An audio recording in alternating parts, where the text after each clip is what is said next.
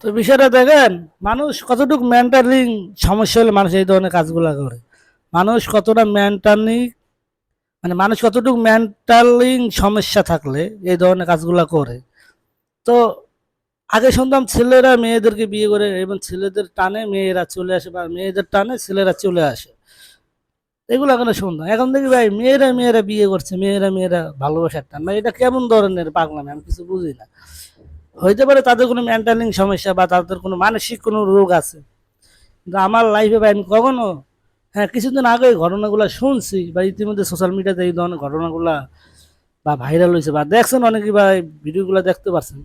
তো এইগুলো দেখলে হয় কি ঘিন ঘিন, মানে ওই যে আছে না যেরকম আমরা ময়লা দেখলে ঘিন পিত্তা জন্ম হয়, এগুলো দেখলে সিসি করতাম, আসলে সিসি করার মতনই কাজ করে তারা।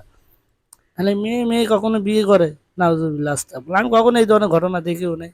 আর তাদেরকে হয়তো বা কিছু মানসিক প্রবলেম বা কোনো মেন্টালি সমস্যা থাকলে তারা এই ধরনের কাজগুলো করে থাকে।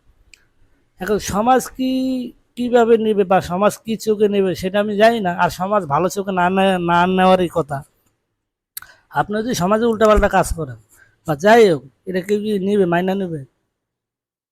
মেয়ে মেয়েকে বিয়ে করে, মেয়ে মেয়েকে বিয়ে করে, এ কোন ধরনের পাগলামি, কোন ধরনের ছাগলামি, আমি কিচ্ছু বুঝি না। তাহলে তার একটা পুরুষ তৈরি করতো না, একটা পুরুষ এবং একটা নারীর জন্য তৈরি করতো না। তাহলে মেয়ে মেয়ে বানায় আল্লাহ তালা, মেয়েদেরকে বিয়ে করার অনুমতি পারমিশন দিত। তো এগুলো হচ্ছে কি আমাদের লক্ষণ, আমাদের আলামত, যা আমি এখন বর্তমানে দেখতে পাচ্ছি।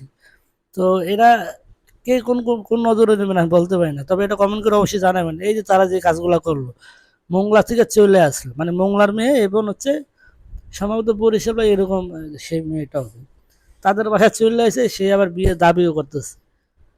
আরে ভাই মেয়ে মেয়ে তোমরা বিয়ে করতেছো, এটা তো মানুষের সামনে বলতেছো, এটা তো একটা মায়ের খাওয়ার মতন একটা কাজ কাম করতেছো তোমরা।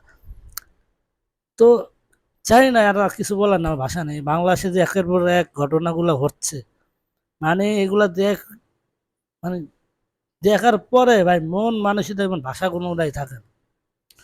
তো যাই হোক, ভিডিওটা শেয়ার করে অন্যজনকে দেখার সুযোগ করে দেন, মানুষ যাতে বুঝতে পারে, শিখতে